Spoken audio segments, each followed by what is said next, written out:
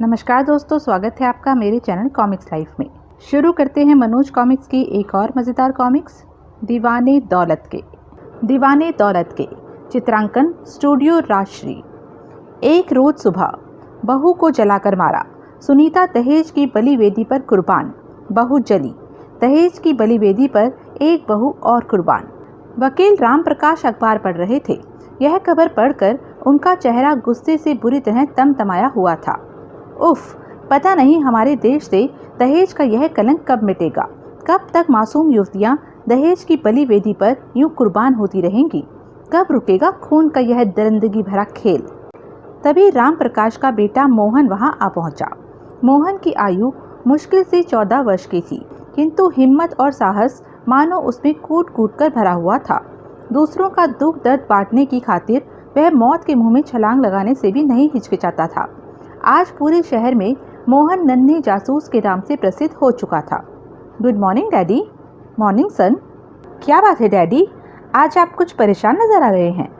हाँ बेटे, तुमने ठीक पहचाना। मैं इस समय वाकई बहुत परेशान हूँ, क्योंकि आज फिर एक बहू को जलाया गया है। यह कोई नई बात तो नहीं है डैडी। बहुएं जलाना तो आज हमारे समाज का फैशन सा बन चुका है। वह कौन सा मनहूस दिन नहीं है जब कहीं कोई न कोई मासूम बहू न जलाई जाती हो। काश लालच का यह दानव हमारे दिल में इतनी बुरी तरह न बैठा होता तो इतनी मासूम युवतियों को मौत का मुंह न देखना पड़ता।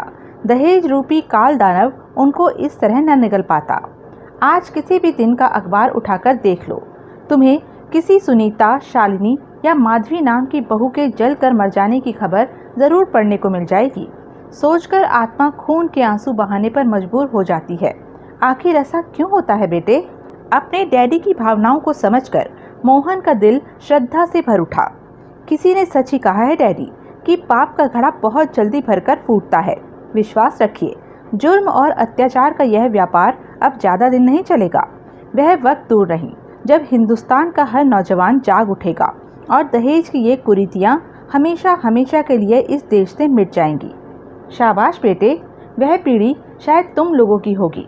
अरे, मैं तो पूछना ही भूल गया, आज तुम अभी तक स्कूल नहीं गए? यस डैडी, बस जा ही रहा हूँ। Bye daddy. बाय बेटे। कितना साहसी व बुद्धिमान है मेरा मोहन। पता नहीं मैंने कौन सा पुण्य किया था जो ईश्वर ने मुझे मोहन जैसा बेटा दिया। किसी न किसी दिन मेरा मोहन अवश्य ही मेरा नाम रोशन करेगा।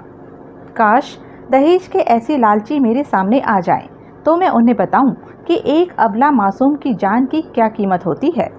उधर जैसे ही मोहन कोठी से स्कूल जाने के लिए बाहर निकला। मोहन भैया। ओह, मुझे किसने पुकारा? चारों ओर देखने पर मोहन को अपने घर से 2-3 कोठियां छोड़कर जगत नारायण की कोठी की खिड़की में अनीता का चेहरा दिखाई दिया। शायद उसी ने उसे पुकारा था। वह उसी ओर चल पड़ा। अरे अनीता भाभी, आप? धीरे बोलो भैया, मेरा एक छोटा सा काम करोगे? क्या करना है भाभी? मेरा यह पत्र लेटर बॉक्स में डाल देना, लेकिन भगवान के लिए किसी को इसके बारे में कुछ नहीं बताना। लेकिन भाभी, आपका चेहरा क्यों उतरा हुआ है? कहीं घर में किसी से कोई झगड़ा तो नहीं हुआ? नहीं, कुछ नहीं हुआ भैया। मोहन गौर से अनीता का चेहरा देखता रहा। उसके चेहरे पर फैली दुख भरी रेखाएं इस बात की चुगली खा रही थी कि वह ज़रूर कुछ छुपा रही है। फिर कुछ सोचकर वह आगे बढ़ गया। मोहन अनीता से पत्र तो ले आया, परंतु मन में संशय उत्पन्न हो चुका था। उसने लेटर बॉक्स के पास खड़े होकर पत्र पर लिखा पता पढ़ा तो वह सोच में पड़ गया। ओह, विशालगढ़, तो भाभी अपने मायके पत्र भेज रही है, परंतु इस तरह घबराकर और छिपकर क्यों? यह लालची जगत नारायण कहीं उन्हें तंग तो नहीं कर रहा? खैर, कल सुबह तो पिकनिक पर जाना है, परसों देखूंगा। उस रात मोहन की आंखों के सामने अनीता का घबराहट भरा चेहरा ही घूमता रहा। अतः सुबह जब वह अपने दोस्तों के साथ पिकनिक पर पहुंचा तो उसका चेहरा उदास था। क्या बात है मोहन, सुबह से कुछ उदास से लगते हो? तबीयत तो ठीक है ना यार? मेरी तबीयत तो ठीक है, परंतु वह अनीता भाभी है ना, हमारे पड़ोसी जगत नारायण की बहू, वह मुझे कुछ बीमार सी और बहुत डरी हुई सी लग रही थी। 8 महीने पहले जब शादी हुई थी तो कैसी अप्सरा जैसी लगती थी, पर लेकिन तुम्हें क्या लगता है और तुम क्यों परेशान हो? बात यह है सोहन कि उनके घर में एक जगत नारायण की बड़ी लड़की मीनाक्षी ही कुछ समझदार है। बाकी सब एक नंबर के घमंडी और लालची हैं। मुझे लगता है वह लोग भाभी को परेशान करते हैं। अच्छा, तो यहाँ से जाकर पूछना, अगर वैसी बात हुई तो हम अवश्य कुछ करेंगे। अब चिंता छोड़ो। अरे मोहन सोहन, क्या बात है, तुम लोग अभी तक खड़े हो? क्यों, कहाँ जाना है? कमाल है यार, उधर हम लोग क्रिकेट की तैयारी करके तुम लोगों की प्रतीक्षा में बोर हो रहे हैं और तुम? ओह, आओ मोहन। नहीं यार, तुम लोग खेलो, मेरा मूड नहीं है। ओह प्लीज़ यार, अब चलो भी। नहीं सोहन, मेरा खेलने का मूड नहीं है। यार अब चलो भी। देखो ना मोहन, तुम ही तो हमारी क्रिकेट टीम की सबसे अच्छे बॉलर हो, तुम ही नहीं खेलोगे तो? नहीं सोहन, कहा ना, खेलने का बिल्कुल भी मूड नहीं है। अब चलो भी यार, शायद खेलने से ही मूड ठीक हो जाए। दोनों के आग्रह करने पर मोहन विवश हो गया। दरअसल मोहन स्कूल की क्रिकेट टीम का सबसे घातक बॉलर माना जाता था। उसके बिना तो टीम अधूरी थी। कुछ देर बाद खेल शुरू हुआ। अरे, आज मोहन को क्या हो गया है? ढंग से खेल ही नहीं रहा है। हाँ, मैं भी यही देख रहा हूँ यार, आज मोहन का मूड वाकई खेलने में नहीं है। No ball. मोहन, इतनी सारी नो बॉल एक साथ कर दे, यह बहुत अजीब बात है। आज तो अभी तक उसे कोई विकेट भी नहीं मिला और रन भी खूब दे रहा है। You are right. खेल समाप्त होने पर, सॉरी सोहन, मैं आज ढंग से नहीं खेल पाया। तुझे मालूम नहीं है कि मैं दिमागी रूप से कितना परेशान हूँ। डोंट वरी यार, मैं तुम्हारी परेशानी को समझता हूँ। खैर कोई बात नहीं, हम लोग अब सबसे पहले अनीता भाभी की समस्या ही हल करेंगे। आज से खेलना बंद और जासूसी शुरू। सोहन के समझाने पर मोहन कुछ सामान्य हुआ, परंतु उसका मन वहां से वापस लौटते हुए भी बेचैन था। उसे जीवन में पहली बार ऐसी बेचैनी महसूस हो रही थी। सोहन ने मोहन के घर से कुछ दूर मेन रोड पर मोटरसाइकिल रोकी। अच्छा, कल मिलेंगे, और हाँ, अनीता भाभी से जरूर पूछकर देखना उन्हें क्या परेशानी है। हाँ, मैं बात करूँगा। मोहन धीरे धीरे चलता हुआ अपने घर की तरफ बढ़ा तो उसे जगत नारायण के घर में भीड़ सी दिखाई दी। उसका माथा ठनका। अरे, यह जगत नारायण के घर में भीड़ कैसी है? वह भागता हुआ जगत नारायण की कोठी के पास पहुंचा तो उसकी माताजी भी कोठी से निकल रही थी। मम्मी, क्या हुआ? यहाँ इतने सारे लोग क्यों इकट्ठे हैं? बेटा, बहुत बुरी खबर है, अनीता की मृत्यु हो गई है। क्या? अनीता भाभी की मृत्यु? ओह, यह क्या हुआ? दौड़ता हुआ मोहन तेजी से अनीता के कमरे में दाखिल हुआ, लेकिन अनीता का बिस्तर खाली पड़ा देख मोहन ठिठक गया। ओह, माफ़ करना भाभी, मैं तुम्हें नहीं बचा सका। इस बात का अफसोस मुझे हमेशा रहेगा, लेकिन मुझे क्या मालूम था कि यह सब इतनी जल्दी हो जाएगा। उफ, कितने जलील और कमीने लोग हैं ये, जिन्हें अपनी फूल जैसी कोमल बहू पर भी दया नहीं आई। अनीता के खाली बिस्तर को देखकर मोहन को उस दिन की याद आई जब वह पहली बार अनीता से मिला था। उस दिन अनीता दुल्हन के रूप में पहली बार जगत नारायण के बंगले में आई थी। अनीता की डोली आने के अगली सुबह मोहन की माताजी अनीता को शगुन देने आई तो मोहन भी साथ था। बहू, यह तुम्हारी मौसी है। इनके पति बहुत बड़े वकील हैं और यह उनका बेटा मोहन है, बहुत होनहार है। कहीं यह प्रसिद्ध बाल जासूस मोहन सोहन में से तो नहीं? हाँ, वही है हमारा मोहन। तो मेरा भैया माना हुआ जासूस है और मैं सोच रही थी कि नए लोगों में जाकर पता नहीं कैसे गुजरे। क्यों भैया, अगर कभी मैं किसी मुसीबत में फंस जाऊं तो मुझे बचा लोगे ना? ऐसी अशुभ बातें क्यों करती हो भाभी? भगवान करे कभी ऐसा न हो। वैसे कभी यदि तुम्हें मेरी ज़रूरत पड़ी भी तो याद रखना, मैं तुम्हारे लिए जान लड़ाने से भी नहीं हिचकिचाऊंगा। अनीता की आंखों में मोहन को भाभी का नहीं बल्कि बड़ी बहन जैसा स्नेह छलकता नजर आया था। अनायास ही मोहन की आंखें नम हो उठी। फिर इससे पहले कि वह आंसू पोंछ पाता, सहसा पीछे से उसकी मम्मी ने उसके कंधे पर हाथ रखा। रो रहा है बेटे? अरे पगले, तू तो इतना बहादुर है कि बड़े बड़े अपराधियों से टकरा कर भी तेरे माथे पर शिकन नहीं उभरती।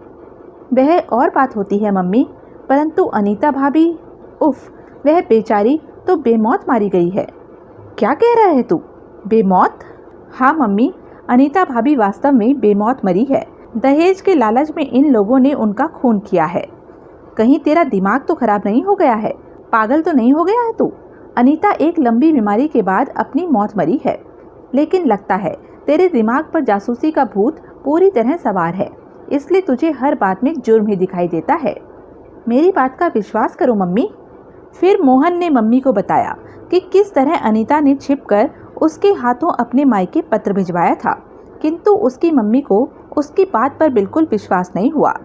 देख बेटे, जगत नारायण जी से हमारे पारिवारिक संबंध बहुत अच्छे हैं, इसलिए तुझे ऐसी बात नहीं करनी चाहिए। किसी से संबंध अच्छे होने का मतलब यह तो नहीं मम्मी कि हम उनके जुर्मों पर पर्दा डाल दें, उस मासूम की चीखों को सुनने की कोशिश न करें जो अबला थी, बेबस थी। उफ, अब तुझे कौन समझाए। अच्छा मम्मी, इतना तो बता दो, अनीता भाभी का शव कहाँ है? उसे तो ये लोग अंतिम संस्कार के लिए शमशान घाट ले गए हैं। यह सुनकर मोहन के मस्तिष्क में तेज किस्म का झटका लगा। ओह, इसका मतलब यह हुआ कि वह लोग अपना जुर्म छिपाने के लिए अनीता भाभी के पार्थिव शरीर को जल्दी से जल्दी चिता की राख में तब्दील कर देना चाहते हैं। फिर कुछ सोचकर मोहन तेजी से पलटकर बाहर की ओर लपका। अरे, इस तरह कहाँ जा रहे हो? मैं अभी आया। कुछ देर बाद ही वह इंस्पेक्टर पंडित के सामने था। उन्हें रोकिए अंकल, वह अनीता भाभी का अंतिम संस्कार करने ले गए हैं। मोहन, आराम से बैठो और मुझे पूरी बात बताओ। मोहन ने जल्दी जल्दी उन्हें सारी बातें बताई। तो तुम्हें शक है कि उसे उसकी ससुराल वालों ने कुछ कर दिया है? जी हाँ, लेकिन हम एफआईआर दर्ज हुए बिना क्या कर सकते हैं? आप मेरी एफआईआर दर्ज कीजिए और उन्हें रोकिए। लाश का पोस्टमार्टम हर हाल में होना चाहिए। फिर आवश्यक कार्यवाही पूरी करके इंस्पेक्टर पंडित तेजी से हरकत में आ गया। कुछ देर बाद ही पुलिस की एक जीप शमशान की तरफ दौड़ी चली जा रही थी। मोहन इंस्पेक्टर पंडित के साथ ही था। स्पीड और तेज करो ड्राइवर, कहीं ऐसा ना हो कि सारा खेल ही खत्म हो जाए। सॉरी मोहन बाबू, रास्ता इतना खराब है कि मैं और तेज गाड़ी नहीं चला सकता। जीप शमशान में जाकर ठीक चिता के सामने रुकी। उफ, आखिर हम लेट हो ही गए अंकल। क्या बात है इंस्पेक्टर साहब, आप लोगों ने कैसे तकलीफ की? और बेटा मोहन, तुम? हम लोग इधर एक मुजरिम के चक्कर में आए थे, लेकिन अफसोस कि वह हमें डॉज देने में सफल हो ही गया। लेकिन शमशान जैसी जगह में मुजरिम का क्या काम? कुछ लोग अपने पापों को छुपाने के लिए इस शमशान जैसी जगह को भी नहीं बख्शते अंकल। आइए इंस्पेक्टर अंकल, अब चलें। अजीब घाघ लड़का है, बातों ही बातों में न जाने कितनी बड़ी बात कह गया। अच्छा हुआ वक्त रहते अनीता को जला दिया, वरना उधर। अब तो आपने खुद महसूस कर लिया होगा अंकल कि मेरा शक गलत नहीं था। मुझे खेद है मोहन, हम लोग वक्त पर न पहुंच सके, लेकिन तुम चिंता मत करो, मैं इस केस की पूरी तफ्तीश करूंगा और यकीन रखो, अगर मुझे इन दरिंदों के खिलाफ एक भी पुख्ता सबूत मिल गया तो मैं इन्हें सजा दिलवाए बिना छोड़ूंगा नहीं। उसी शाम मोहन और सोहन आपस में मिले। यह खबर सुनकर सोहन भी बहुत दुखी हुआ था। दोनों गंभीरता से यही सोच रहे थे कि अनीता के हत्यारों को किस तरह कानून के चंगुल में फंसाया जाए। लाला जगत नारायण के परिवार ने अनीता की हत्या बहुत चालाकी से की है। ऐसा एक भी सबूत नहीं छोड़ा जिससे उन्हें हत्यारा साबित किया जा सके। लेकिन फिर भी मोहन, मुजरिम चाहे कितना भी चालाक क्यों न हो, वह एक न एक गलती अवश्य करता है। सवाल तो यही है प्यारे, आखिर उन लोगों ने ऐसी कौन सी गलती की होगी? वक्त का इंतज़ार करो और उन लोगों पर नज़र रखो, कोई न कोई सबूत अवश्य मिलेगा। मेरे ख्याल से इस तरह वक्त बर्बाद करने से कोई फ़ायदा नहीं, हमें कोई न कोई ठोस स्कीम बनानी पड़ेगी। अनीता को स्वर्गवासी हुए 6-7 दिन हो चुके थे। पुलिस गुप्त रूप से तफ्तीश कर रही थी और मोहन प्रतीक्षा कर रहा था कि अनीता के मायके से कोई आए। तभी एक दिन उसे पता चला कि अनीता का भाई और पिता आए हैं। भाई साहब, मुझे आपसे अनीता भाभी के बारे में कुछ बातें करनी है। आप हमारी कोठी के पिछले द्वार पर आने की कृपा करें। आते हैं। देखें यह क्या कहता है। वे दोनों कोठी की पिछली तरफ पड़े। समझ में नहीं आता वह लड़का क्या कहना चाहता है। किसी की बात सुनने में बुराई ही क्या है पिताजी। गर्मियों की दोपहर में गली सुनसान पड़ी थी, किसी ने भी उन्हें आते नहीं देखा। मोहन उन्हें अपने घर के ड्राइंग रूम में ले आया। आप थोड़ी देर बैठिए, मैं आप लोगों के लिए चाय लेकर आता हूँ। नहीं बेटा, हम लोगों की भूख प्यास मर चुकी है। तुम यह बताओ, क्या बात करनी है तुम्हें? कौन हो तुम? मेरा नाम मोहन है। मैंने अनीता भाभी के बारे में कुछ बातें करनी है। बेटा, हमारी जवान बेटी मर गई है। और जगत नारायण हमें धमकियां दे रहा है कि यदि हम लोग पुलिस में गए तो यह कर दूंगा वह कर दूंगा। हर हफ्ते विशालगढ़ से तारीख पर आना पड़ेगा। पिताजी आप भी, भला यह बच्चा क्या समझेगा? मैं सब समझता हूँ भाई साहब, आपको पुलिस में जाने की ज़रूरत नहीं है। मेरी रिपोर्ट पर ही पुलिस सरगर्मी से जांच कर रही है। अनीता भाभी का जो अंतिम पत्र आपको मिला होगा वह भी मैंने ही पोस्ट किया था। मैं यह कहना चाहता हूँ कि आपके पास अनीता भाभी के जो भी पत्र हैं वह पुलिस को दे दें। इंस्पेक्टर मेरे अंकल हैं, वह आपकी पूरी मदद करेंगे। वह उन्हें समझा बुझाकर किसी तरह इंस्पेक्टर अंकल के पास ले आया। उन्होंने वहाँ भी बेहिचक वही सारी बातें दोहरा दी। आप फिक्र न करें, आप सिर्फ हमारी मदद कीजिए। यह देखना हमारा काम है कि आपको किसी तरह की कोई परेशानी न हो। वैसे जगत नारायण जैसे कई कमीने मैंने सीधे किए हैं। इंस्पेक्टर साहब, अफसोस तो यह रहेगा कि मैंने जिस बेटी के लिए औकात से बढ़कर दहेज दिया, इन कमीनों ने उसी की जान ले ली। आप घबराते क्यों हैं अंकल? भाभी के हत्यारों को हम चैन नहीं लेने देंगे। मगर कैसे बेटा? अनीता की हत्या का कोई सबूत ही नहीं है। कुदरत का कानून किसी को माफ़ नहीं करता, ना ही हमारी अदालतों की तरह उसे सबूत की ज़रूरत होती है। आप देखते जाइए, अनीता भाभी का खून एक ना एक दिन ज़रूर रंग लाएगा। अनीता की मृत्यु हुए 3 महीने गुजर चुके थे। तब एक दिन मोहन इंस्पेक्टर के पास आया। अंकल, अनीता भाभी की हत्या के केस का कोई परिणाम निकला? नहीं मोहन, ना तो उसने कोई पत्र छोड़ा था और ना ही गवाह मिला है। तुम ही वह बाहर की व्यक्ति हो जिसने उसे आखिरी बार देखा था और तुम भी कुछ नहीं जानते। और वह डॉक्टर क्या कहता है जिसने डेथ सर्टिफिकेट दिया था? वह कहता है अनीता को कैंसर था जिसका इलाज हो रहा था, इसी वजह से उसकी मृत्यु हुई। तुम्हारे बयान के मुताबिक जब तुमने उसे आखिरी बार देखा तो वह घबराई हुई थी और यह बीमारी की वजह से भी हो सकता था। मोहन सहसा उठ खड़ा हुआ। अच्छा अंकल, गुड बाय। अरे इतनी जल्दी कहाँ चल दिए? किंतु फिर मोहन एक पल भी वहाँ नहीं रुका। पता नहीं वह क्या सोच रहा था। अब मुझे सबसे पहले सोहन से मिलना होगा। वह सीधा सोहन के घर पहुँचा। सुनाओ सोहन, क्या हाल है? ठीक है, वैसे तुम सुनाओ, अनीता भाभी के केस के बारे में कोई प्रोग्रेस हुई? नहीं यार, मैं अभी पंडित अंकल के पास से ही आ रहा हूँ। तो यह थी अब तक की कहानी। आगे की कहानी जानने के लिए बने रहें मेरे साथ। और हाँ, मेरे चैनल को लाइक, शेयर और सब्सक्राइब करना ना भूलें। और कमेंट करके ज़रूर बताएं कि यह वीडियो आपको कैसा लगा। धन्यवाद।